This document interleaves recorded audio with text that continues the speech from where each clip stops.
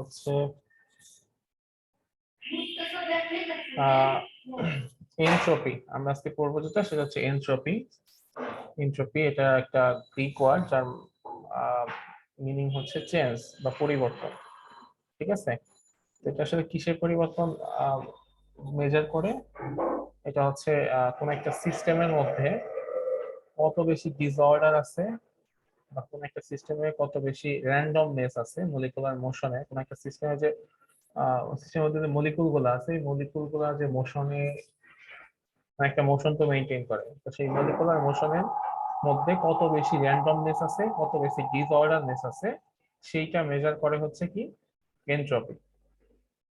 ঠিক আছে, তো ধরো তোমরা হচ্ছে কোথাও ঘুরতে গেছো। স্যার স্যার একটু কথাটা একটু আবার বললেন। আচ্ছা, আমি যেটা বললাম যে কোন একটা সিস্টেমের মধ্যে সেই সিস্টেমের যে মলিকুল গুলো আছে সেই মলিকুলের মলিকুলার মোশনের র্যান্ডমনেস বা হচ্ছে ডিসঅর্ডারনেস এর যে পরিমাণ বা যেভাবে বের করা হয় সেটাই হচ্ছে এনট্রপি। এবং দ্যাট মিন্স অনেক সময় এরকম বলে যে কোন একটা সিস্টেম যত বেশি বিশৃঙ্খল সেই সিস্টেমটা হচ্ছে তত বেশি এনট্রপি সম্পন্ন, আর কোন একটা সিস্টেম স্যার যত বেশি শৃঙ্খল। স্যার, একটা সিম্পল কোশ্চেন স্যার, মলিকুলার এটা আবার কি? মলিকুল মানে হচ্ছে কি অণু আর পরমাণু। বাংলা কি বলতো, ও আচ্ছা। মনে আছে? অণু মানে কি? অণু স্যার কয়েকটা পরমাণুর সমষ্টি। অণু হচ্ছে কয়েকটা পরমাণুর সমষ্টি। আচ্ছা, পরমাণু মানে কি? মানে পরমাণুর ইংরেজি কি? অ্যাটম। অ্যাটম। আর হুম, অণুর ইংরেজি মলিকিউল। মলিকিউল। তো মলিকুলার মোশন তাহলে কি হলো? আণবিক গতি। ঠিক আছে, দ্যাট মিন্স অণুগুলা যে পথে চলাচল করে সেগুলা যে গতি সেটা হচ্ছে মলিকুলার মোশন। জি স্যার, ওকে স্যার। আচ্ছা, ধরো তোমরা হচ্ছে কেউ একজন সি বিচে ঘুরতে গেছে, সেখানে গিয়ে এসে হচ্ছে একটা সুন্দর বালি দিয়ে একটা ঘর তৈরি করছে। তো কিছুক্ষণ পরে যে জিনিসটা হবে, সেই ঘরের মধ্যে আরো কিছু বালি এসে পড়বে বা কিছু বালি সেখান থেকে সরে যাবে। এর মানে কি? যে আগে তুমি একটা সুন্দর শেপ তৈরি করে দিছিলা, তখন তার এন্ট্রপি ছিল কম। এরপরে যখন একটা শেপ নষ্ট হচ্ছে তখন সেই জিনিসটা বিকৃত হয়ে যাচ্ছে। দেখেন, পৃথিবীটাও এরকম। যে পৃথিবী একটা সুন্দর অবস্থায় একরকম ছিল, এখন পৃথিবীর টেম্পারেচার বৃদ্ধি পাচ্ছে, যার কারণে পৃথিবীর যে শেপ সেই শেপটা নষ্ট হয়ে যাচ্ছে। এই জন্য বলা হয় পৃথিবীর এনট্রপি বৃদ্ধি পাচ্ছে। ঠিক আছে, বা ধরো এই যে আমরা অনলাইনে ক্লাস নিচ্ছি, অনলাইন ক্লাস হলে কি তোমরা কেউ হয়তো শুয়ে আছো, কেউ বসে আছো। ঠিক আছে, যে যার মতো করে আছো, তাই না? তো এই ক্লাসটা যদি অনলাইনে না হয়ে ফিজিক্যালি হইতো তখন কি করতা? সবাই যার যার জায়গায় বসতাম। সবাই কিন্তু বসে থাকতো, কেউ কিন্তু শুয়ে শুয়ে থাকতে পারতো না। না, আমি জানি যে তোমরা এই যে 18 জন আছো তার মধ্যে হয়তো দু একজন শুয়ে আছে, দু একজন বা তার বেশি শুয়ে থাকতে পারে। কেউ হয়তো শুয়ে শুয়ে ক্লাস করতেছে, কেউ হয়তো মানে কোন এক জায়গায় নিয়ে এক জায়গায় বসে আছে, এরকম আছে। তো তারপরে ধরো ফিজিক্যালি ক্লাস হলে কি হতো? সবাই চেয়ারে বসে থাকতো। তো ক্লাসটা যদি আবার স্যার আমি না একটা নির্দিষ্ট জায়গায় চলে যেতাম তখন।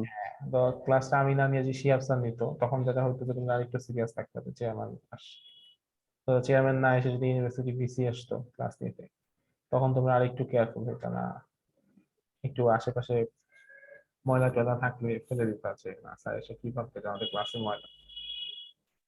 তারপরে তো এরকম না হয় যে প্রধানমন্ত্রী তোমাদের ক্লাস ভিজিট করতে আসে, তখন কি করবা? ক্লাসের মধ্যে আরো সুন্দর করে সাজা টাজা তুমি বসে থাকো, তাই না? কারণ এই যে অর্ডার বা স্টেট চেঞ্জ হচ্ছে না বিভিন্ন বিভিন্ন কারণে। জি স্যার। তো এটা হচ্ছে কি যে আহ, মানে যদি আমি যেটা বলতেছিলাম যে যদি প্রধানমন্ত্রী আসে তখন তোমাদের একটা স্টেট, তো সেই স্টেটটা আস্তে আস্তে কি হচ্ছে, ডিসঅর্ডার বা র্যান্ডমনেস আস্তে আস্তে বাড়তেছে না? তো ওই রকমই যে একটা এনট্রপি যখন বৃদ্ধি পায় তখন ওই সিস্টেমে এরকম ডিসঅর্ডারনেস বা র্যান্ডমনেস আস্তে আস্তে বৃদ্ধি পাইতে থাকে। ঠিক আছে, সো এনট্রপি হচ্ছে একটা রিয়াল ফিজিক্যাল কোয়ান্টিটি, সেটা একটা সিস্টেমে কনস্ট্যান্ট থাকে। কোন সিস্টেমে কনস্ট্যান্ট থাকে? অ্যাডিয়াবেটিক যে প্রসেস, সেই প্রসেসে এনট্রপি হচ্ছে কনস্ট্যান্ট থাকে। কেন কনস্ট্যান্ট থাকে? কারণ সেখানে কোনো হিট বাইরে যায় না, বাইরে থেকে কোনো হিট আসেও না। যার কারণে এনট্রপি একটা সিস্টেমে কনস্ট্যান্ট থাকে, সেটা হচ্ছে অ্যাডিয়াবেটিক প্রসেসে এনট্রপি কনস্ট্যান্ট থাকে। একটা সিস্টেমের যদি একটা কনস্ট্যান্ট টেম্পারেচারে হিট ফ্লো হয়, তাহলে ওই সিস্টেমের এনট্রপি বেড়ে যায়। আবার কোন একটা সিস্টেম থেকে যদি হিট চলে যায়, হিট কোন একটা সিস্টেম থেকে লিভ করে চলে যায়, কোন একটা সিস্টেম হিট হারায়, তাহলে ওই সিস্টেমের এনট্রপি হ্রাস পায়। ঠিক আছে, দ্যাট মিনস তাপের পরিমাণের উপর ডিপেন্ড করে কোন একটা সিস্টেম কতটুকু তাপ শোষণ করতেছে বা কতটুকু তাপ বর্জন করতেছে, তার উপর ডিপেন্ড করে এনট্রপির মান বৃদ্ধি পায় বা কমে যায়। ঠিক আছে, so entropy is measured by the rate of change of heat absorbed or rejected with respect to temperature of the system. So আমরা এরকম বলতে পারি যে এনট্রপি হচ্ছে, আমরা কিভাবে মেজার করতে পারি যে কোন একটা নির্দিষ্ট টেম্পারেচারে কি পরিমাণ হিট অ্যাবজর্ব বা রিজেক্ট হয়েছে তার উপর ডিপেন্ড করে এনট্রপির মান নির্ভর করে, তাই না? সো এনট্রপি আমাদেরকে কি সম্পর্কে আইডিয়া দেয়? Entropy tells us about the direction of heat flow and helps in determining the thermodynamic condition. Entropy আমাদের হিট ফ্লো ডিরেকশন সম্পর্কে আইডিয়া দেয় এবং একই সাথে কোন একটা সিস্টেমের একটা নতুন একটা স্টেজ বা নতুন একটা থার্মোডাইনামিক কন্ডিশন সম্পর্কে আইডিয়া দেয় হচ্ছে এনট্রপি। আচ্ছা, এখানে আজান হচ্ছে, আমরা একটু ব্রেক নিই, আজান শেষ হলে আমি জয়েন করতেছি। ওকে, তো আমরা যেটা বলতেছিলাম যে কোন একটা সিস্টেমে এনট্রপি মেজার করা হয় কিভাবে, যে একটা কনস্ট্যান্ট টেম্পারেচার ওই সিস্টেমে কি পরিমাণ হিট অ্যাবজর্ব করছে বা ওই সিস্টেম কি পরিমাণ হিট রিজেক্ট করছে, সেটাই হচ্ছে এনট্রপির মান। সো এনট্রপিকে ডিএস দ্বারা প্রকাশ করা হয়, অ্যাকচুয়ালি চেঞ্জ ইন এনট্রপিকে ডিএস দ্বারা প্রকাশ করা হয়। DS is equal to DQ divided by T, যেখানে ডিকিউ হচ্ছে কি, DQ is the transferred amount of heat, DQ হচ্ছে আমার ট্রান্সফারড অ্যামাউন্ট অফ হিট, আর টি হচ্ছে আমার অ্যাবসলিউট টেম্পারেচার। সো এই ফর্মুলা ইউজ করে আমরা আসলে ম্যাথও করতে পারবো। dq is the transferred amount of heat, T is the absolute temperature of the system, and ds is the change in entropy. ঠিক আছে? আচ্ছা, তো এই এনট্রপির সিগনিফিকেন্স গুলা কি কি? এনট্রপির সিগনিফিকেন্স হচ্ছে, এনট্রপি হচ্ছে একটা ফিজিক্যাল কোয়ান্টিটি, যেটা আমরা কিভাবে বের করতে পারি, যে ratio of heat absorb or rejected to the system. কোন একটা সিস্টেমে কি পরিমাণ হিট অ্যাবজর্ব করা হয় বা রিজেক্ট করা হয় একটা নির্দিষ্ট টেম্পারেচারে, সেটা এই দুটোতে আমরা রেশিও বের করি, হিট অ্যাবজর্পশন প্লাস টেম্পারেচার, এই দুটাকে যদি আমরা ভাগ করি তাহলে এনট্রপির মানটা আমরা পাই। এবং এটা আমাদের সাহায্য করে, it indicates the heat flow, এবং এটা আমাদেরকে হিট ফ্লো এর যে ডিরেকশন, সেই ডিরেকশনটা দেয়। ইট indicates the direction of heat flow, এটা আমাদের হিট ফ্লো এর যে ডিরেকশন, সেই ডিরেকশন সম্পর্কে আইডিয়া দেয়। এবং একই সাথে it helps in determining the thermodynamic state of an object, একই সাথে এটা কোন একটা অবজেক্টের থার্মোডাইনামিক স্টেট ডিটারমাইন করতে সাহায্য করে। ঠিক আছে, এনট্রপি আমাদেরকে কোন একটা অবজেক্টে, যেমন আমরা প্রেসার বলতে একটা অবজেক্টে একটা স্টেট বুঝি যে এটা প্রেসার এত, মানে চাপ এত, এটার আয়তন এত, এটার টেম্পারেচার বা তাপমাত্রা এত। ঠিক একই সাথে নতুন আরেকটা জিনিস সম্পর্কে আমাদের আইডিয়া হলো, সেটা হচ্ছে আমরা বলতে পারবো যে এটার এনট্রপির মান এত, এরকম আর কি। আচ্ছা, like temperature and pressure, volume আর ইন্টারনাল এনার্জি বা ম্যাগনেটিক বিহেভিয়ার, যেমন তাপমাত্রাটাকে আমরা ফিল করতে পারি, প্রেসার চাপকে আমরা ফিল করতে পারি, ভলিউমকে আমরা দেখি যে ভলিউমটা বেশি না কম, ইন্টারনাল এনার্জি, ম্যাগনেটিক বিহেভিয়ার, এগুলাকে আসলে ফিল করা যায়। কিন্তু এনট্রপিকে কোনোভাবেই, মানে টেম্পারেচার বা প্রেসার যেরকম আমরা ফিল করতে পারি, এনট্রপিকে আমরা ওইভাবে ফিল করতে পারি না। ঠিক আছে, but temperature, pressure, volume, internal energy, magnetic behaviour, এদের মতোই এনট্রপি কোন একটা সিস্টেমের বা কোন একটা বডি বা কোন একটা অবজেক্টের স্টেটকে এক্সপ্রেস করে বা প্রকাশ করে। এবং আমরা জানি যে কোন একটা সিস্টেমের এনট্রপি যত বৃদ্ধি পাবে, ওই সিস্টেমের অর্ডারলাইননেস, দ্যাট মিন্স শৃঙ্খলা, তত বেশি কমে যাবে। একটা সিস্টেমের এনট্রপি যত বেশি, তার মানে ওই সিস্টেমটা তত বেশি বিশৃঙ্খল। এখন তোমাদের যে আমি ম্যাথ গুলা করাইছিলাম,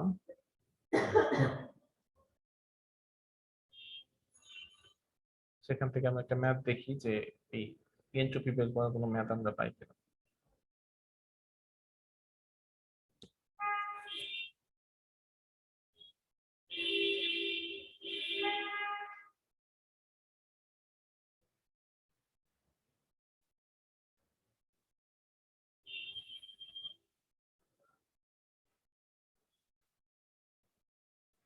দেখো তো এই যে এই ম্যাথটা তোমরা করতে পারবা কিনা। Find the change in entropy when 1 gram of ice at 0 degree Celsius changes to water at 1 degree Celsius under 1 atmosphere pressure. Latent heat of fusion of ice is 80 calorie per gram. ঠিক আছে, এটা একটা math. 9 number একটা math. Find the difference in entropy between 1 gram of water at 100 degree Celsius and 1 gram of steam at this 100 degree Celsius at atmospheric pressure. আচ্ছা, তোমাদের কি আমি অ্যাসাইনমেন্টের কথা বলছি?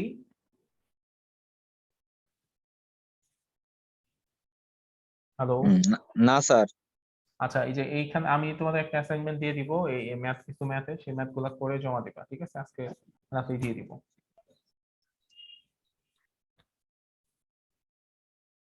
ঠিক আছে? স্যার 6 নং ম্যাথটা বুঝতে পারতেছি না। 6 নাম্বার না, তোমাদের আমি 8 আর 9 নাম্বার ম্যাথ করতে বললাম।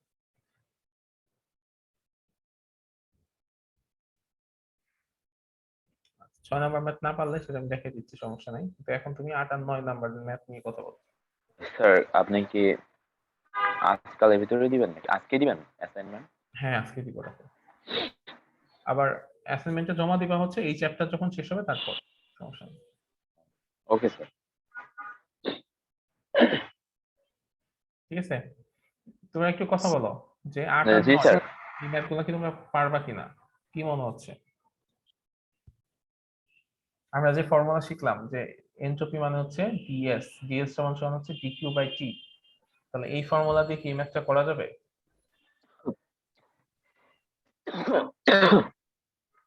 আর স্যার একটা দেখা দেখাই দেন দিলে স্যার। একটা দেখাই দিলে আবার বুঝতে আপনি পারতাম যে করাই দিলে কিভাবে বুঝতে করবো। পারতাম না স্যার। না, আমি করে দিলে তো তো বুঝতে পারবাই, কিন্তু করে দিলে তো হয়ে গেল। একটা স্যার করায় মাত্র দেন। মাত্র ফর্মুলাটা দেখাইলেন তো আসলে। জি স্যার, একটা ম্যাথ কিভাবে হইতেছে এটা দেখাই দিলে পরেরগুলা এনশিওর করতে পারতাম।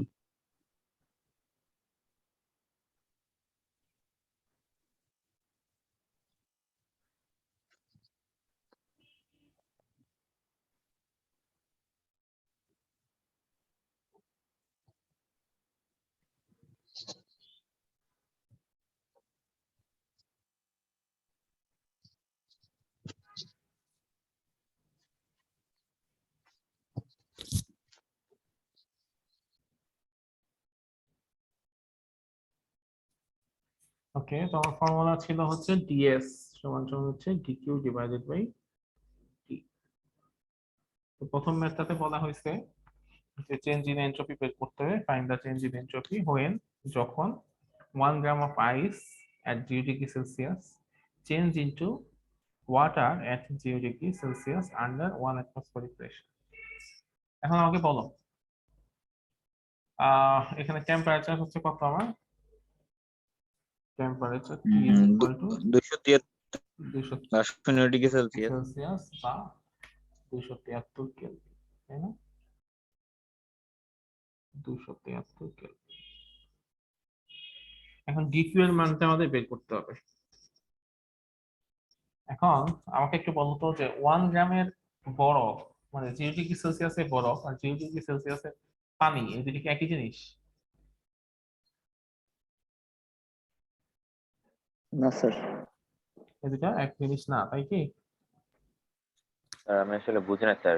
পানি আরেকবার বলেন স্যার প্রশ্নটা। বললাম হচ্ছে 0 ডিগ্রি সেলসিয়াস টেম্পারেচারে পানি আর 0 ডিগ্রি সেলসিয়াস টেম্পারেচারে বরফ, এই দুটো কি একই জিনিস কিনা? জি না স্যার, স্যার, এক একই না জিনিস। স্যার। এক না স্যার। তাহলে এক না স্যার, এক হইব কিভাবে এটা? তাহলে কি করলে স্যার একটা এটা টেম্পারেচার সেম, টেম্পারেচার তো সেম স্যার। কিন্তু স্যার অবস্থার পরিবর্তন আছে। অবস্থা তো হুম তাহলে আমি যদি এরকম বলি 0 ডিগ্রি সেলসিয়াস টেম্পারেচারে যে বরফ সেটাকে কি করলে মানে কিছু করতে হবে কি 0 ডিগ্রি সেলসিয়াস টেম্পারেচারে পানি করতে হলে তাপ দিতে হবে এরকম কিছু? স্যার এখানে কোনো বরফ গলনের সুপ্ত তাপটা কোনো বসবে নাকি? হ্যাঁ, এখানে বরফ গলনের সুপ্ত তাপটা 0 ডিগ্রি সেলসিয়াস এমএলএফ টেম্পারেচারে বরফকে আমি অর্থাৎ যদি DQ is equal to MLF, degree is equal to mLF, ঠিক আছে? LF is equal to 3.36 into 10 to the power 6 না স্যার? হ্যাঁ, LF হচ্ছে 3.36 ইনটু 10 টু দি পাওয়ার 5 না 6, এটা কনফিউশনে আছে। আচ্ছা, 6 10 এখানে to the power আমাদের 6 6 হবে, হ্যাঁ এখানে আমাদের হচ্ছে ক্যালোরি দেয়া আছে, তো এখানে আমরা 80 চাইলে ক্যালোরি হবে না? হ্যাঁ ক্যালোরিতেও করতে পারি, সমস্যা নেই। দেখুন দেয়া আছে।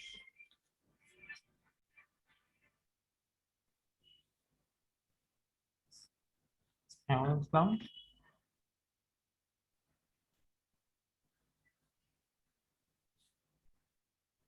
তোমাদের আজকে কি হবে ক্লাস?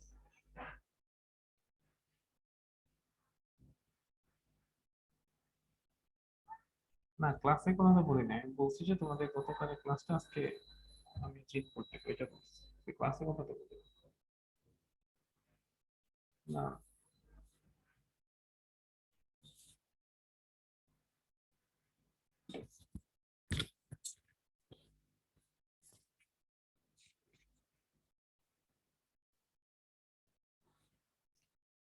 আচ্ছা, সেটা হচ্ছে কি, এখানে এম হচ্ছে কত, এম হচ্ছে আমার 1 গ্রাম, এম হচ্ছে 1 গ্রাম,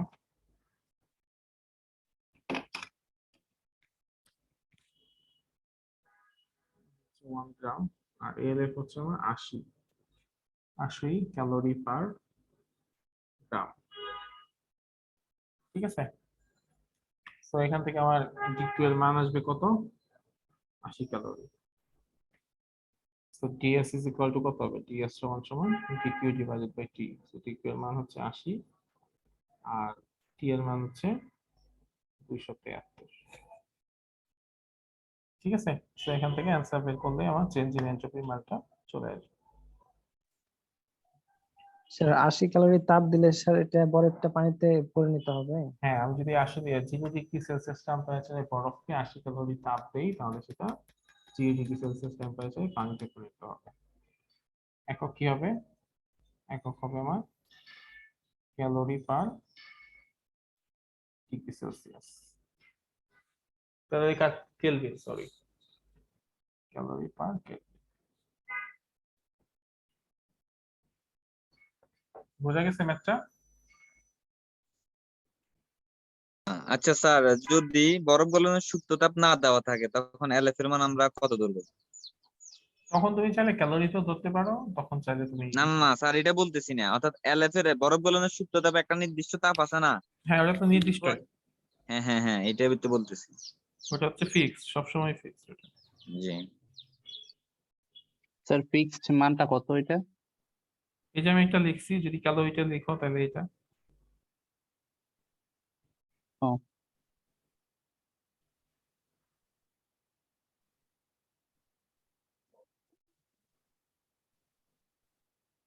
ঠিক আছে। তো এখন কি পরেরটা করতে পারবা?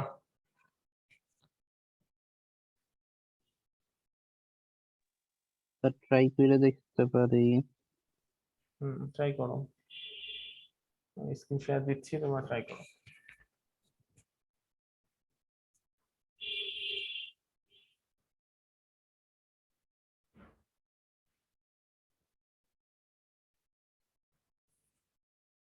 নয় নাম্বারটা করো।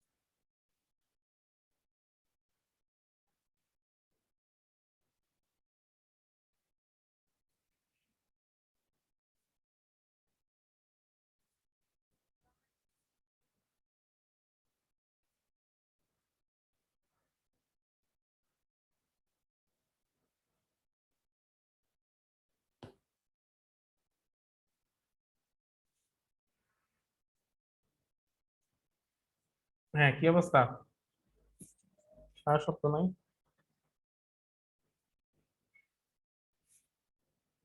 করতে পারছো? স্যার করছি একরকম ভাবে। দেখাও তো। দেখাইতেছি স্যার।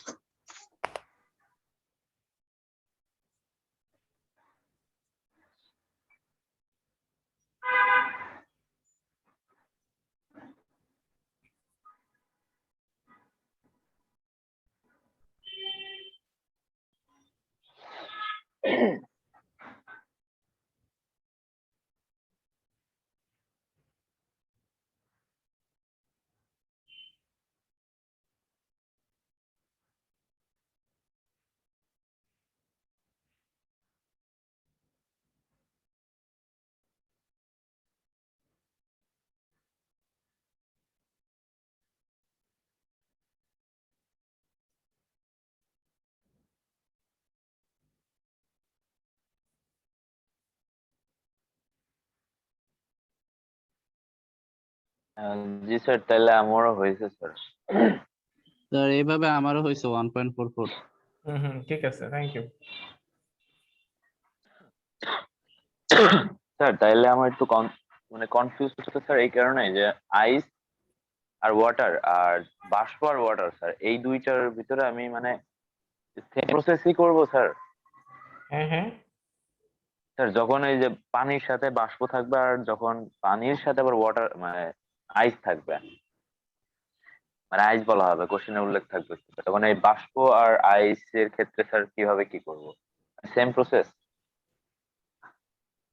আচ্ছা, সেম প্রসেস। আবার বলো তন্ময়, একটু কথাটা বুঝি নাই। স্যার এই যে 8 নম্বরে তো স্যার পানি মানে, স্যার কোশ্চেন একটু দেখালে ভালো হতো। হুম,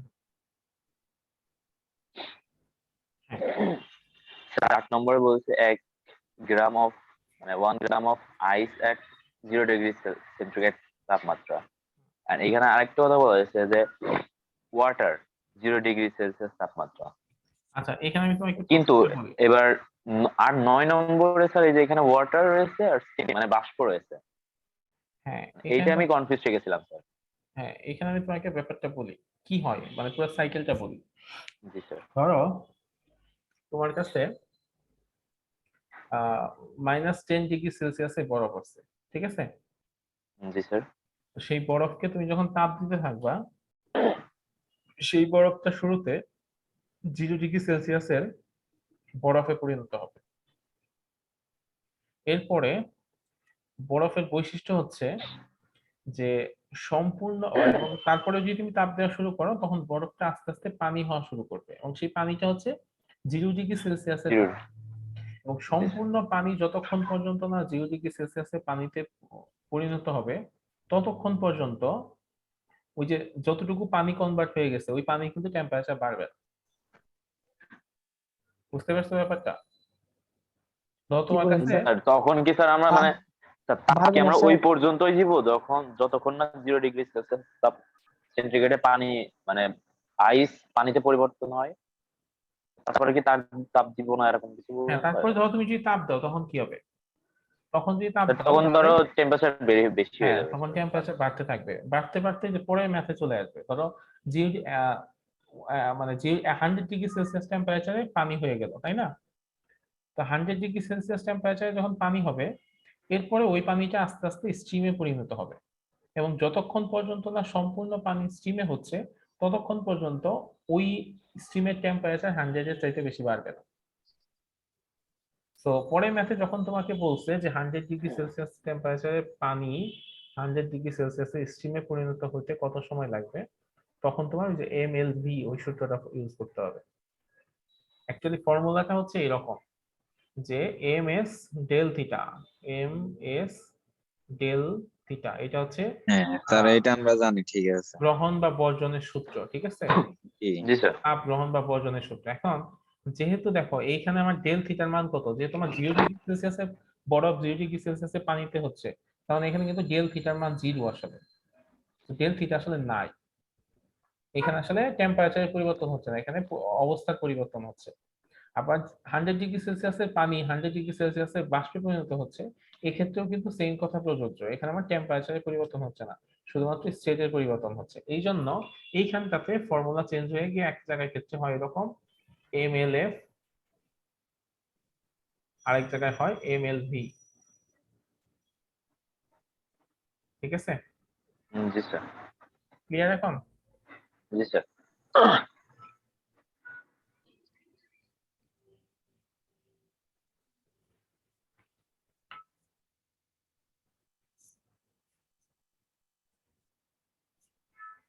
ওকে, তো এরপরে হচ্ছে কি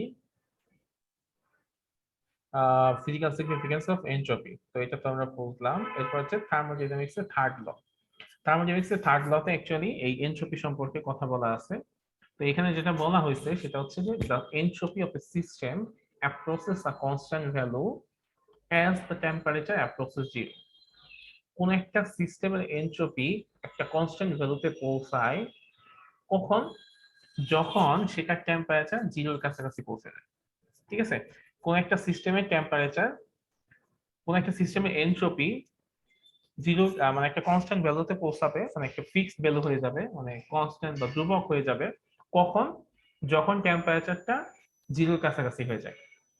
এবং একেবারে স্পেসিফিক্যালি যদি বলা হয় যে the entropy of a system at absolute zero temperature is typically zero, এবং 0 ডিগ্রি সেলসিয়াস টেম্পারেচারে কোন একটা সিস্টেমের এনট্রপি একেবারে জিরো হয়ে যায়। ঠিক আছে, সো আমরা স্পেসিফিক্যালি যদি বলি the entropy of a pure crystalline substance at absolute zero temperature is zero। Pure crystalline সাবস্টেন্সের এনট্রপি হচ্ছে অ্যাবসলিউট জিরো টেম্পারেচারে শূন্য। তো যদি কোনো একটা সিস্টেমের টেম্পারেচার শূন্য হয় বা শূন্যের কাছাকাছি হয়, তাহলে ওই সিস্টেমের এনট্রপিটা একটা কনস্ট্যান্ট ভ্যালুতে ফিক্সড হয়ে যায় এবং সেটা নরমালি শূন্য হয়। এটাই হচ্ছে থার্ড ল অফ থার্মোডাইনামিক্স। তো এই থার্ড ল অফ থার্মোডাইনামিক্স থেকে একটা নতুন কনসেপ্ট সম্পর্কে আমাদের দিকে চোখ যায়, সেটা হচ্ছে কি অ্যাবসলিউট জিরো। মানে এই শব্দটার মানে কি? এটাকে বলা হয় পরম শূন্য। অ্যাবসলিউট জিরো টেম্পারেচার মানে হচ্ছে পরম শূন্য তাপমাত্রা। তো এই জিনিসটা আবার কি? ঠিক আছে, তো এই জিনিসটা আমাদের একটু বুঝতে হবে। অ্যাবসলিউট জিরো মানে হচ্ছে কেলভিন স্কেলের সর্বনিম্ন তাপমাত্রা যেটা, জিরো কেলভিন যেটা, সেটাকেই বলা হয় অ্যাবসলিউট জিরো টেম্পারেচার। সো সেটাকে যদি আমরা সেলসিয়াস স্কেলে দেখতে চাই, তাহলে সেটা হবে -273.15 ডিগ্রি সেলসিয়াস বা -459.7 ডিগ্রি ফারেনহাইট। এটা হচ্ছে absolute zero temperature. Absolute zero temperature কত? 0 কেলভিন বা -273.15 ডিগ্রি সেলসিয়াস বা -459.7 ডিগ্রি ফারেনহাইট। এটা হচ্ছে অ্যাবসলিউট জিরো টেম্পারেচার। এবং এটা হচ্ছে কেলভিন স্কেলের একেবারে বটম পয়েন্ট। ঠিক আছে, একেবারে বটম পয়েন্ট। এবং পৃথিবীতে পসিবল বা ইউনিভার্সে পসিবল, পৃথিবী বলা যাবে না, এই ইউনিভার্সে পুরো বিশ্ব ব্রহ্মাণ্ডে পসিবল লোয়েস্ট পসিবল টেম্পারেচার হচ্ছে এই অ্যাবসলিউট জিরো টেম্পারেচার বা জিরো কেলভিন। এবং এই টেম্পারেচারে যদি কোনো অবজেক্ট পৌঁছায়, সেই অবজেক্টের মধ্যে যে অ্যাটম গুলো আছে, সেই অ্যাটমের কোনো ধরনের থার্মাল এনার্জি থাকে না এবং তারা পুরোপুরি কমপ্লিটলি রেস্ট অবস্থায় চলে যায়। ঠিক আছে, এখন আমাকে বলো যে এই টেম্পারেচারে কোন একটা অবজেক্ট কি থাকতে পারবে? এই টেম্পারেচারে কোন একটা অবজেক্ট কি থাকা পসিবল কিনা, কি মনে হয় তোমাদের? না স্যার। কেন পসিবল না?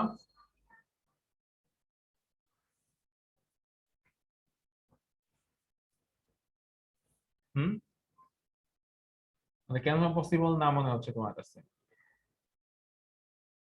আর এরকম তো কখনো শুনছি যে এনট্রপি সব সময় বেড়ে যায়। আরেকবার একটু বলো, এনট্রপি বেড়ে যায় কেন?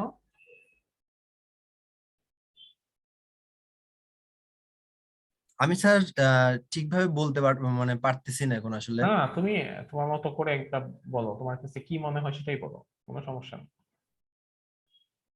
না, হলো মহাবিশ্ব আস্তে আস্তে বিস্তার হচ্ছে, এনট্রপি বাড়তেছে, এনট্রপি কমার সম্ভাবনা নাই। আচ্ছা আচ্ছা আচ্ছা, সো অ্যাবসলিউট জিরো টেম্পারেচারে কোন একটা অবজেক্ট থাকতে পারবে না, সেটা কেন? সেটা কারণ হচ্ছে আমরা জানি সবসময় উচ্চ তাপমাত্রার বস্তু থেকে নিম্ন তাপমাত্রার বস্তুতে তাপের প্রবাহ ঘটে। তো তো কোন একটা অবজেক্ট যদি অ্যাবসলিউট জিরো টেম্পারেচারে থাকে, তার মানে ওই অবজেক্ট ব্যতীত পৃথিবীর সব অবজেক্টের টেম্পারেচার তার চাইতে বেশি।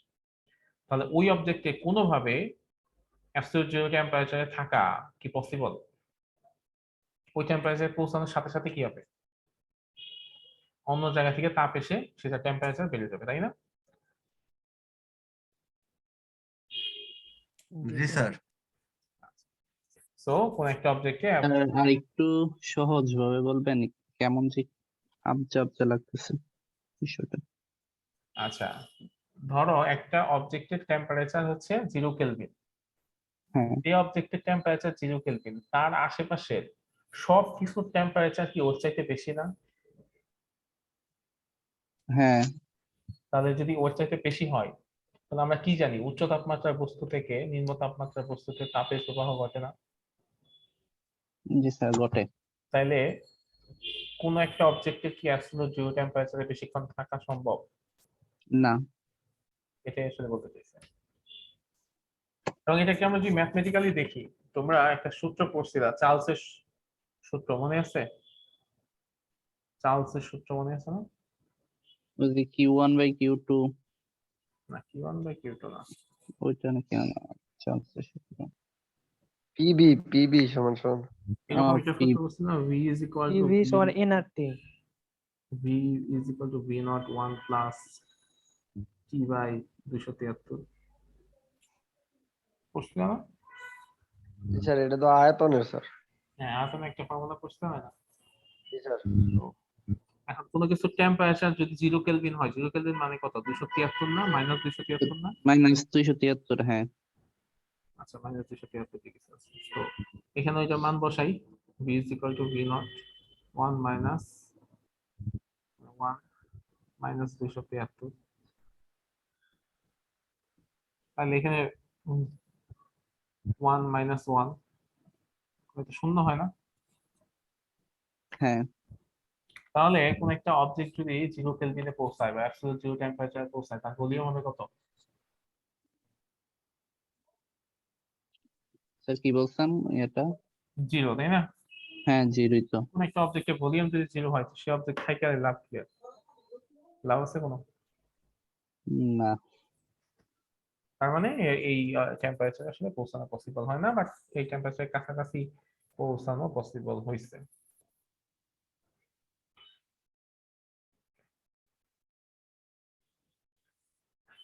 তো আমরা এখন এখানে এ পর্যন্ত কি ক্লিয়ার সবাই?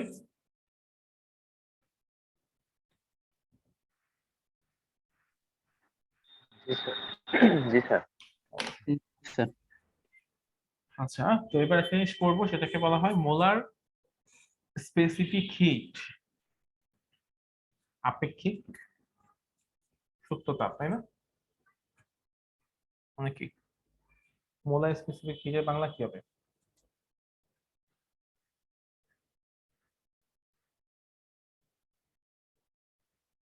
ঘনমাত্রা। হ্যাঁ, ঘনমাত্রায় কেন হবে?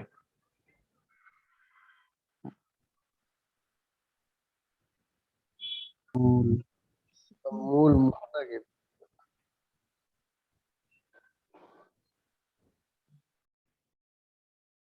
স্পেসিফিক হিট মানে কি? আপেক্ষিক তাপ, তাই না? আপেক্ষিক তাপ স্যার। আর মোলার মানে কি? মোলার মানে স্যার মোলার। মোলার মানে মোলার আপেক্ষিক তাপ, তাই পড়ছিলাম না আমরা? তো এই মোলার স্পেসিফিক হিট জিনিসটা কি, এটা আমাদের আসলে একটু বুঝতে হবে। ধরো তোমার কাছে 1 মোল পরিমাণ গ্যাস আছে। 1 মোল মানে কি? 1 মোল মানে হচ্ছে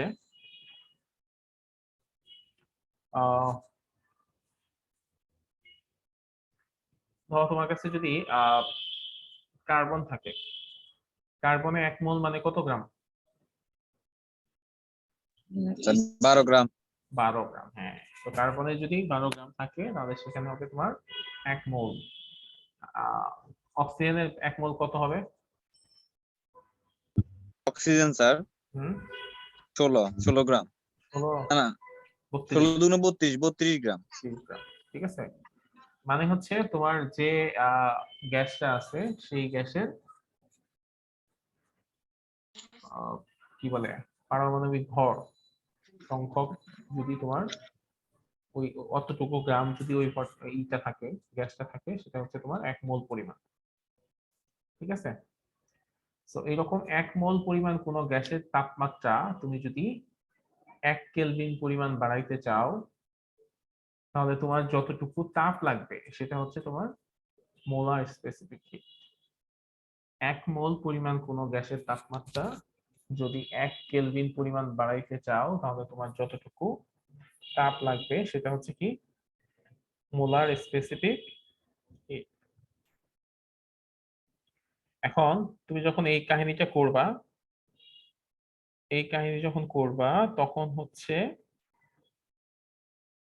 যদি তোমার ভলিউম কনস্ট্যান্ট থাকে তাহলে সেটাকে বলা হয় মোলার স্পেসিফিক হিট এট কনস্ট্যান্ট ভলিউম।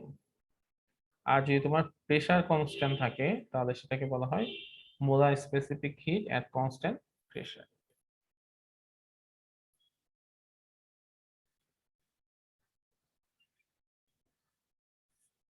ওই আমরা অ্যাভোগাড্রো সংখ্যা পড়ছিলাম না, মনে আছে? 6.023 into 10 to the power 23 Avogadro সংখ্যা।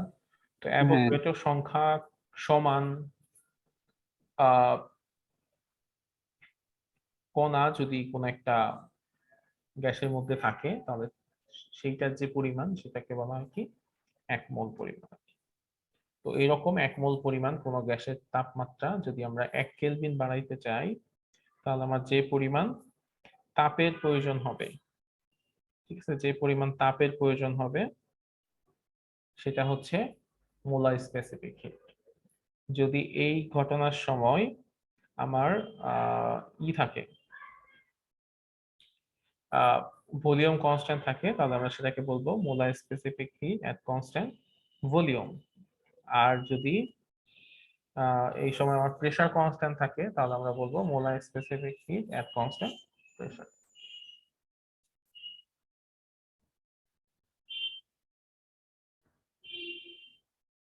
ক্লিয়ার এই পর্যন্ত?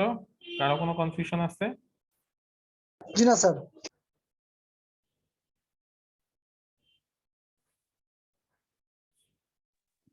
জি না স্যার, স্যার একটু লেখা দেখাইবেন যে আসলে কেমন, কি কেমন? যে মোলার স্পেসিফিক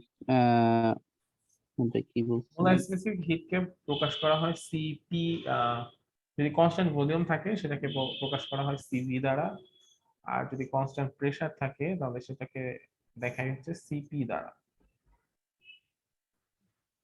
এটার একক কি হবে সেটা আমরা একটু দেখব। দেখো এখানে বলা হচ্ছে আমরা জানি Q is equal to ams del theta। তো আমরা আসলে s এর এককটা বের করব, Q by m del theta, তাই না? দ্যাট মিন্স হ্যাঁ 1 মোল পরিমাণ কোনো গ্যাসের তাপমাত্রা যদি আমি 1 কেলভিন বাড়াইতে চাই, তাহলে আমার যে পরিমাণ তাপ লাগে, যে পরিমাণ হিট লাগবে সেটাই কি মোলার স্পেসিফিক হিট। এখন যদি আমার ভলিউম কনস্ট্যান্ট থাকে তাহলে সেটাকে বলা হয় কি মোলার স্পেসিফিক হিট এট কনস্ট্যান্ট ভলিউম, সেটাকে প্রকাশ করা হয় সিভি দ্বারা। That means Q by m del theta। এটার একক কি হবে? জুল পার মোল পার কেলভিন, তাই হয় না? জি স্যার। এখন মোলার স্পেসিফিক হিট এট কনস্ট্যান্ট প্রেসার যদি বের করতে চাই তখন কি হবে? একই জিনিস না, সেটাকে প্রকাশ করা হয় সিপি দ্বারা, সেটারও একক হচ্ছে এটা জুল পার মোল পার কেলভিন। এটা এটা কিন্তু একই লেখা, একই জিনিস, তাই না?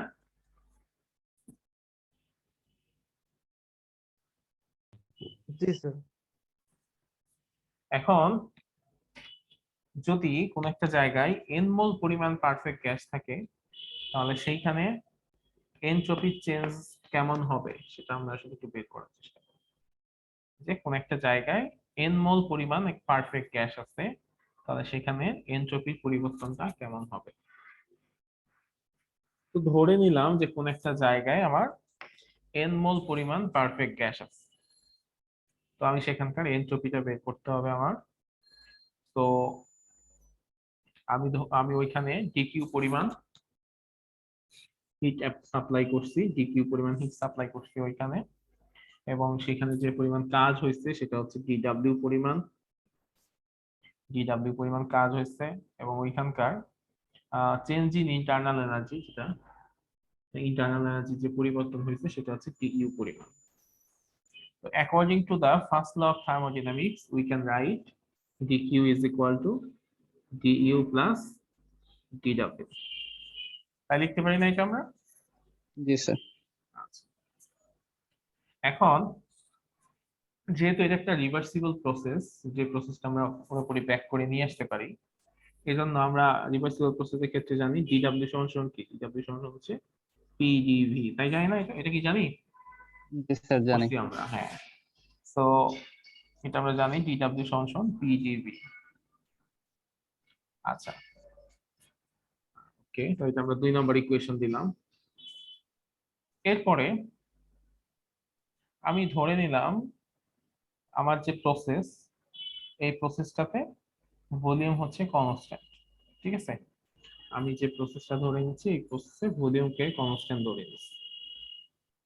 এখানে হচ্ছে ভলিউম কনস্ট্যান্ট আছে। তো ভলিউম কনস্ট্যান্ট থাকলে আমি যদি মোলার স্পেসিফিক হিটের যেটা জানি সেটা হচ্ছে সিভি। সিভি সমান সমান কি হবে? সিভি সমান সমান হবে হচ্ছে এরকম, সিভি সিভি সমান সমান কি হবে? সিভি সমান সমান হবে হচ্ছে যে 1 মোল পরিমাণ গ্যাসের তাপমাত্রা আমরা যদি 1 কেলভিন বাড়াইতে চাই, তাহলে আমার যে পরিমাণ তাপ লাগবে সেটাই হচ্ছে আমার কি, মোলার স্পেসিফিক হিট এট কনস্ট্যান্ট ভলিউম। সো এটা হবে dq is equal to cv। এখন এটা তাই হয় না যে cv সমান সমান dq, তাই তো? 1 মোল পরিমাণ গ্যাসের তাপমাত্রা আমি যদি 1 কেলভিন বাড়াইতে চাই, তাহলে আমার যে পরিমাণ তাপ লাগবে সেটাই হচ্ছে dq, তাই না? তোমরা কি আমার সাথে একমত? Sir dq is equals to sir dq is equals to যে m কি জানি ওই সময় লিখলেন যে ওইটা না? না না, সেটা তো ঠিক আছে, dq is equal to m s, s মানেই তো cv, তাই না? হ্যাঁ হ্যাঁ specific hit mc cv। dt। আচ্ছা, এবার ডেল থিটা যেটা হুম। বলতেছিলাম আমি, আচ্ছা ডেল থিটা। Del theta. এখন কথা হচ্ছে এটার মানও তো 1, এটার মানও তো 1, তাহলে কি হবে? m এর মানও cv তো 1, থাকবে, হ্যাঁ ঠিক d আছে। থিটার মানও 1, তার মানে আমার আলটিমেটলি কি থাকবে? cv d থিটা হবে না? cv সমান সমান d থিটা, তাই তো? জি স্যার। আচ্ছা, এখন আমি আসলে কাজ হুম। করতেছি তো 1 মোল নিয়ে না, আমি কাজ করতেছি n মোল নিয়ে।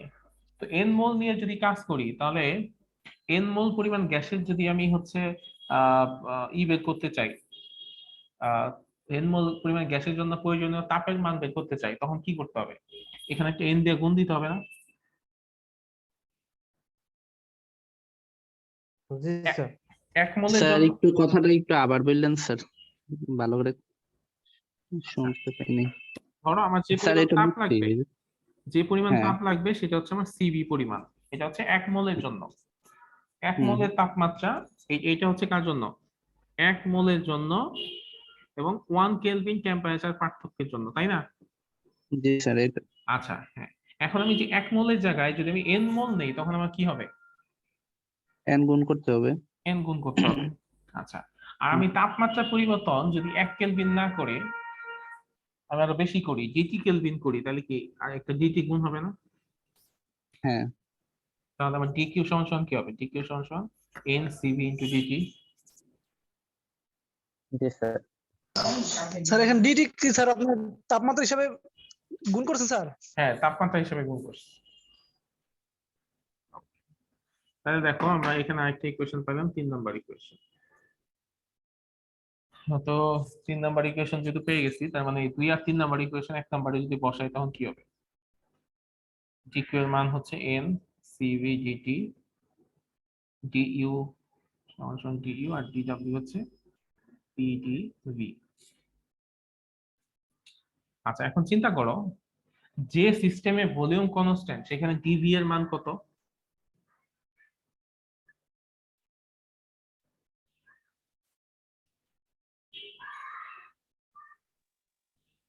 বলতো যে সিস্টেমে ভলিউম কনস্ট্যান্ট ফিক্স সেখানে শূন্য, স্যার। ডিভি এর মান কত?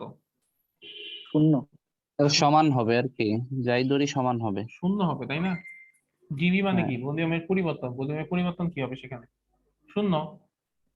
শূন্য। আচ্ছা, তাইলে আমার এখানে আলটিমেটলি থাকতেছে কি, যে এন সিভি ডিটি সমান সমান হচ্ছে ডিইউ, আর পরেরটা হয়ে যাবে শূন্য। ডিভি শূন্য হলে পি এর সাথে শূন্য যদি গুণ হয় তাহলে সেটাও গুণ কি হবে? হলে শূন্যই হবে। শূন্যই হবে। তার মানে এটা শূন্যই লেখার হবে। দরকার নেই। তার মানে আমরা 4 নাম্বার ইকুয়েশন পাইলাম, ডিইউ সমান সমান এন সিভি ডিটি। এখন আমাদেরকে বের করতে হবে কার মান? আমাদেরকে বের করতে হবে এনট্রপির মান। এনট্রপি মানে কি? এনট্রপি মানে হচ্ছে ডিএস। ডিএস সমান সমান কি? ডিএস মানে হচ্ছে ডিকিউ বাই টি। তাহলে এই ইকুয়েশনকে আমরা যদি টি দিয়ে ভাগ করি, এই 1 নাম্বার ইকুয়েশনকে যদি আমরা টি দিয়ে ভাগ করি, তাহলে আমরা খুব সহজে কি পাইতে পারি? খুব সহজেই হচ্ছে ডিএস এর মানটা পেয়ে যেতে পারি। ঠিক আছে? আচ্ছা, তার আগে আমি কি করব, যেখানে ডিইউ এর যে মান পাইছি সেটা 1 নম্বরে বসাবো, আর ডিডব্লিউ এর এই মানটা এখানে 1 নম্বরে বসাবো। তাহলে কি হবে, যে এই 2 আর 3 2 আর 4 নাম্বার ইকুয়েশনের যে মান 2 আর হচ্ছে 4 নাম্বার ইকুয়েশনের মানটা আমি 1 নম্বরে বসাচ্ছি।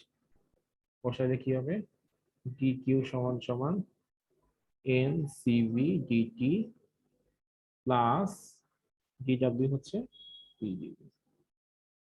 ঠিক আছে, ক্লিয়ার এখন?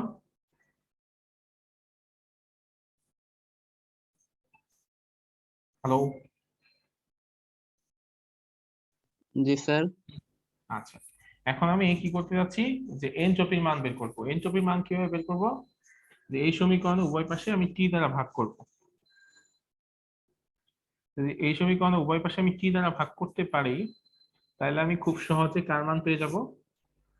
খুব সহজে এনট্রপির মান পেয়ে যাব। কিন্তু এখানে একটা জিনিস আমার দরকার, সেটা হচ্ছে পি এর মান আমি জানি না। ঠিক আছে, পি এর কোনো মানই আমি জানি না। তো পি এর মানটা যদি আমি বের করতে চাই, আমরা জানি পিভি সমান সমান এন আর টি। তাহলে পি সমান সমান কি হবে? পি সমান সমান হবে n R T divided by p. তাহলে পি এর মানটা আমি ওখানে বসিয়ে দিতে পারি। কি হবে, ডি কিউ সমান সমান N CV DT plus P by N R T divided by G. ঠিক আছে, এখন এই সমীকরণে উভয় পক্ষে আমি টি দ্বারা যদি ভাগ করে দিই তখন কি হবে? তাহলে হবে এরকম, D Q divided by T N CV DT divided by T plus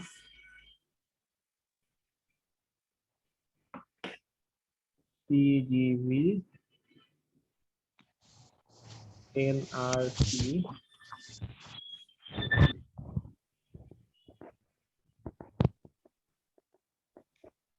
আচ্ছা আচ্ছা, এখানে আমি কি লিখলাম?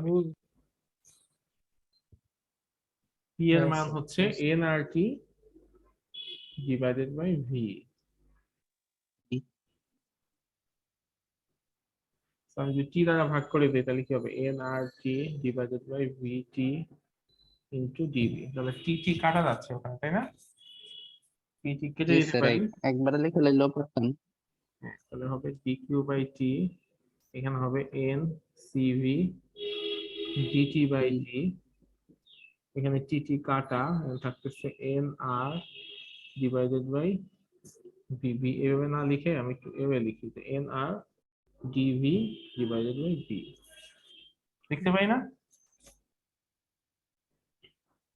স্যার এখানে ডিটি কাটা যায় না, যে ডিটি বাই টি।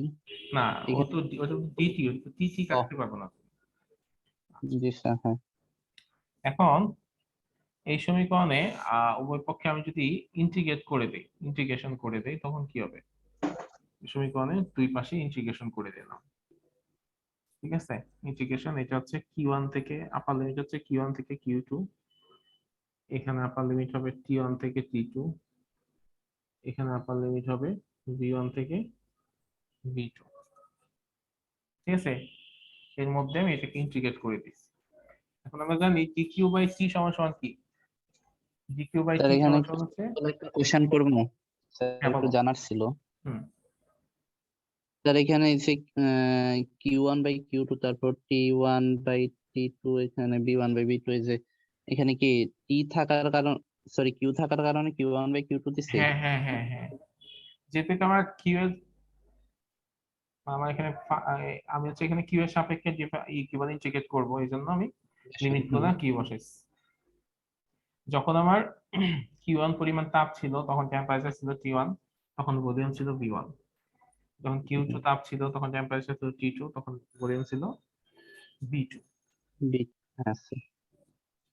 আচ্ছা, তো এখানে dq বাই t সমান সমান হচ্ছে s বা ডেল s বা ds, যেটাই বলো সেটাই। আচ্ছা, সেটা আমি ds যদি লিখি, হ্যাঁ DS।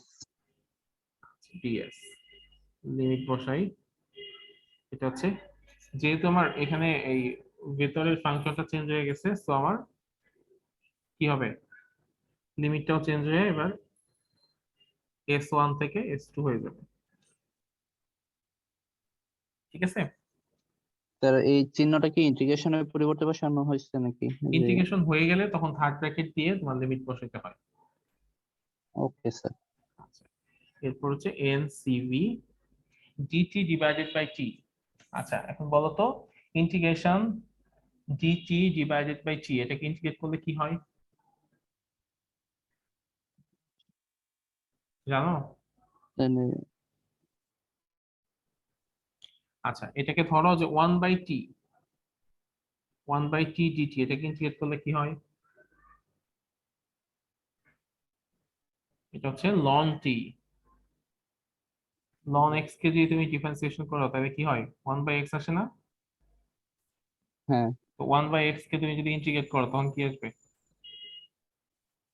ln x, ln x। ঠিক আছে?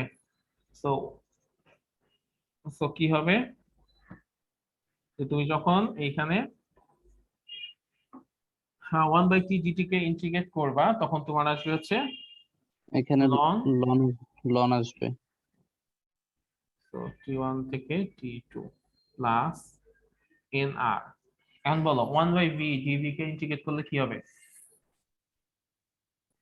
Sir ln ln v third bracket B1 by B2। v1 by v2। তাহলে এখানে একবার আপার লিমিট বসাই, সেটা হচ্ছে কি হবে, একবার s2 বসবে, একবার হচ্ছে s1 বসবে। তো এটা যদি আমি বসাই এরকম, তাহলে আলটিমেটলি যেটা হবে সেটা হচ্ছে s2 মাইনাস s1, একবার s2 বসবে একবার s1 বসবে, আর এখানে হবে ln cv। এখন লন, লনের একটা ব্যাপার আছে যে লন a প্লাস b মানে হচ্ছে লন ab, আবার ln a minus ln b এটা হচ্ছে ln a divided by b, ঠিক আছে? Ln a plus ln b সমান সমান হচ্ছে লন ab, আর ln a minus ln b সমান সমান হচ্ছে লন a বাই b। কি বুঝতে পারছো? স্যার এটা কি সূত্র সূত্র নাকি? হ্যাঁ, এটা লনের সূত্র, ওকে স্যার। লনের রুলস গুলো হচ্ছে এরকম।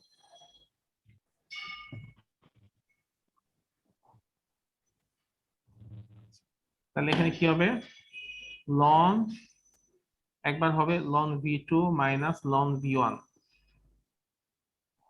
আরেকবার হবে, সরি লন v2 না, আগে তো হচ্ছে t, হবে ln t2 by ln t1 plus nr ln v2 minus ln v1। B1, হ্যাঁ।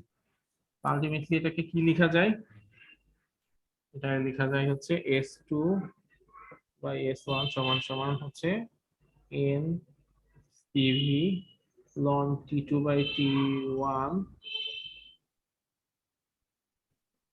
Plus nr ln v2 by v1। ঠিক আছে, এখন দুই পাশ থেকে আমরা চাইলে n কে কমন নিতে পারি। n কমন নিলে কি হবে, CV ln T2 by T1 plus R ln V2 by এটাই হচ্ছে আমার সেই ফর্মুলা, যেটা হচ্ছে যেটার মাধ্যমে আমি n মোল পরিমাণ একটা পারফেক্ট গ্যাসের জন্য কি বের করতে পারবো, এনট্রপির পরিবর্তন কত সেটা মান বের করতে পারবো। ঠিক আছে, ds is equals to and ds is equal to বা n CV ln T2 by T1 plus R ln V2 by V1, যেখানে n হচ্ছে কত মোল পরিমাণ গ্যাস, CV হচ্ছে কি মোলার স্পেসিফিক হিট এট কনস্ট্যান্ট ভলিউম, T2 মানে হচ্ছে কত টেম্পারেচার থেকে কত টেম্পারেচার পরিবর্তন হয়েছে, V1 V2 মানে হচ্ছে ওই সময় ভলিউম কত থেকে কততে পরিবর্তন হয়েছে, আর R হচ্ছে molar gas constant. okay sir. এটা দিয়ে তোমাদের ম্যাথও করতে হবে।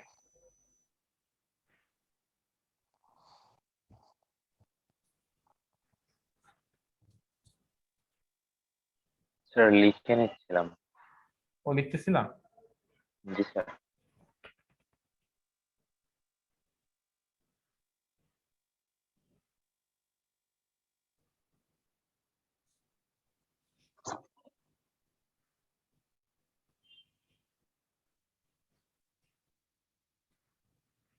নিচে দেখতে পাচ্ছেন না স্যার?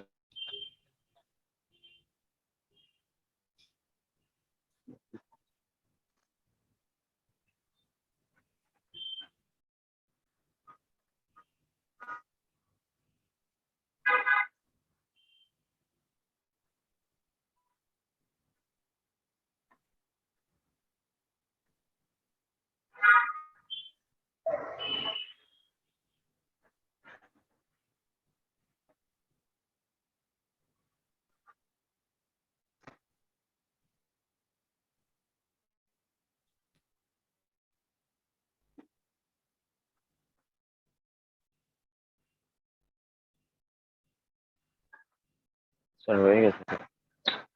ওকে স্যার ক্লাসটা ক্লাসটা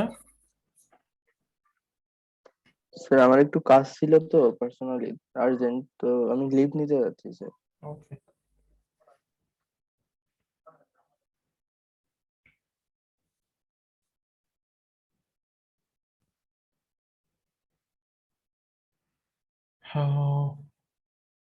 তো এই হচ্ছে এখানে আছে দেখবা, এখানে একটা ম্যাথ আছে, ম্যাথটা বলছে কি যে calculate the increase in entropy of 2 gram of oxygen when its temperature is raised from 20 degrees Celsius to 100 degrees Celsius and its volume is doubled. বলছে 2 গ্রাম অক্সিজেন তার এনট্রপির পরিবর্তন কত হয়েছে সেটা বের করতে, এবং ওখানে কি হয়েছিল যে ওটা টেম্পারেচার আগে ছিল 20 ডিগ্রি সেলসিয়াস, সেটা বেড়ে হয়েছে 100 ডিগ্রি সেলসিয়াস, আর ভলিউম যেটা ছিল সেটা ডাবল হয়ে গেছে। তাহলে এই ম্যাথটা তাহলে টেম্পারেচারটা কি যে T1 হবে 20 ডিগ্রি আর T2 হবে 100 ডিগ্রি। T1 হচ্ছে 20 ডিগ্রি আর T2 হচ্ছে 100 ডিগ্রি। সো T1 হবে হচ্ছে আমার 293 ডিগ্রি 93 কেলভিন, আর T2 হ্যাঁ হবে 373 কেলভিন। 373 আর কেলভিন। ভলিউম কি হবে, ভলিউম হবে হচ্ছে V1 হচ্ছে V আর V2 হচ্ছে 2V, তাই না? 1B আর B2 2B। মানে একটা আরেকটা ডাবল হয়ে গেছে। হ্যাঁ বা তুমি এরকম ধরতে পারো V1 is equal to V1 R V2 is equal to 2V2। হ্যাঁ স্যার ধরা যেতে পারে। আলটিমেটলি V1 বাই V2 সমান সমান মান হবে 2। আচ্ছা তাইলে CV এর মান তো দেয়া আছে, R এর মানও দেয়া আছে, তো আমাদের শুধুমাত্র N এর মানটা বের করতে হবে, তাই না? N এর মান কত? N সমান সমান হচ্ছে M ডিভাইডেড বাই M, যেখানে এর মানটা তবে স্যার এখানে আবার DS এর মানটা দেওয়া আছে, sorry del s. Del s এর মানই তো আমাদের বের করতে হবে, চেঞ্জ ইন এনট্রপি তো বের করতে হবে, ঠিক আছে? আচ্ছা M হচ্ছে আমার কত গ্রাম আছে, কত গ্রাম আছে, সেটা হচ্ছে 2 গ্রাম। আর বড় হাতের এম হচ্ছে কত, যে অক্সিজেনের পারমাণবিক ভর কত, এটা হচ্ছে কত, 32। 30 এন এর মান হবে কত, 1/16। এন এর মান হবে 1/16।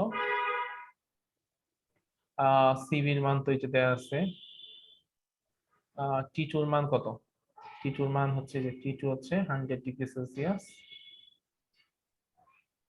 আর তখন T1 হচ্ছে আমার কত, 373 আর T1 হচ্ছে 20 ডিগ্রি সেলসিয়াস। আর এর মান দেওয়া আছে। ভি টুর মান হচ্ছে কি, ভি টুর মান হচ্ছে 2v, আর ভি1 এর মান হচ্ছে ভি। তাহলে কি ম্যাথটা করা যাবে? হ্যাঁ করছো? করা যাবে। অ্যান্সার কত হয়? এটা করলে আমাদের আজকে শেষ। 116 40 25 কোন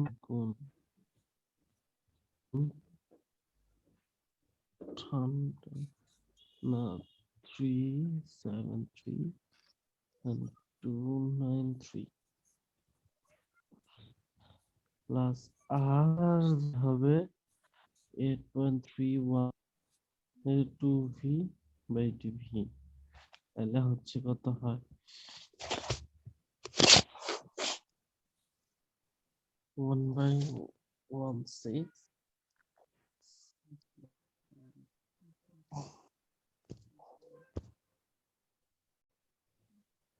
25.5 into 373 divided 90 32.46 plus 1.3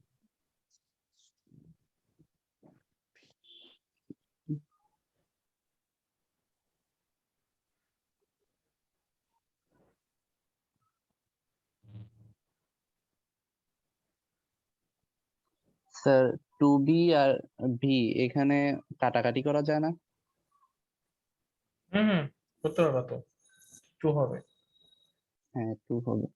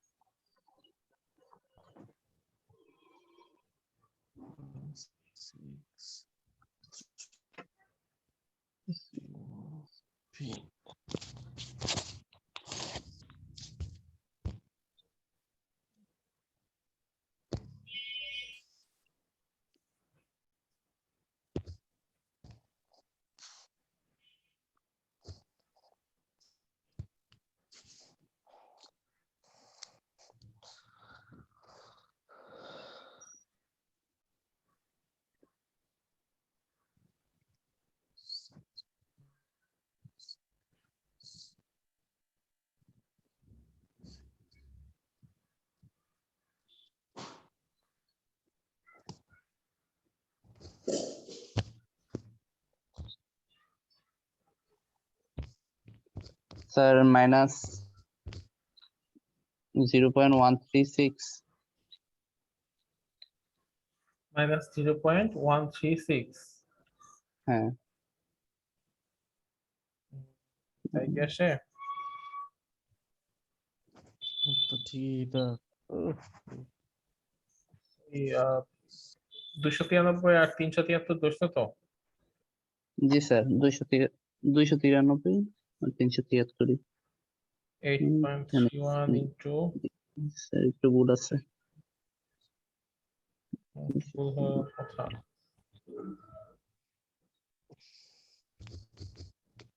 sir minus 0.02 না, মাইনাস তো হবেই না, প্লাস হবে অ্যান্সার।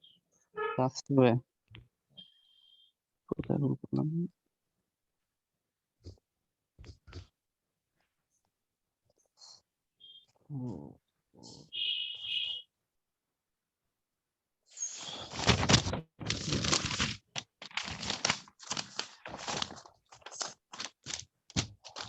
মান ঠিক আছে 8.31 ঠিক আছে আমি সিভিল মান 8.31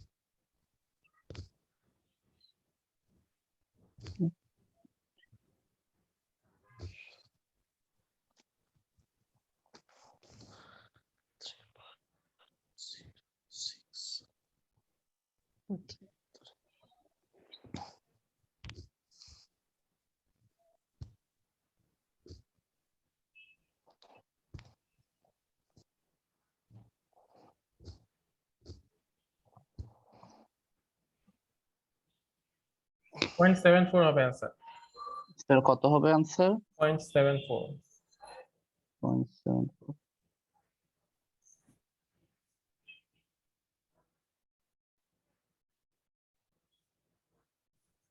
লনের মানগুলো ইউজ করতেছো তো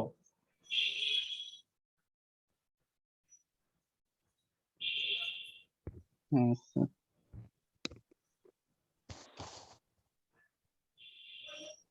স্যার লন তো ক্যালকুলেটরে সরাসরি বসাই দিলাম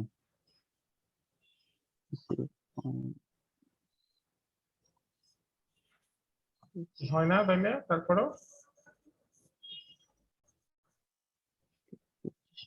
স্যার আবার ট্রাই করতেছি 25.5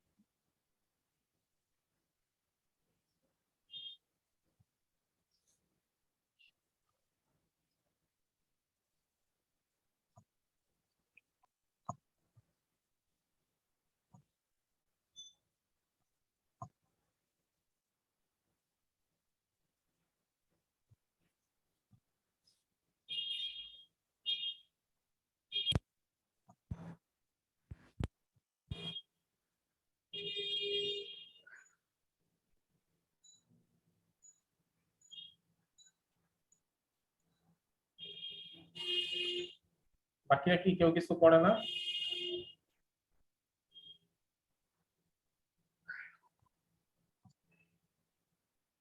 ইতুদের ফায়রুল ইসলাম স্যার আমি তো আজকে ঢাকা আসতেছি স্যার এই জন্য স্যার আমি আমার কাছে খাতা কলম নাই স্যার আমি ইসের মধ্যে থেকে প্রিপারেশন দিছি এই জন্য স্যার ম্যাথটা করতে পারতেছি না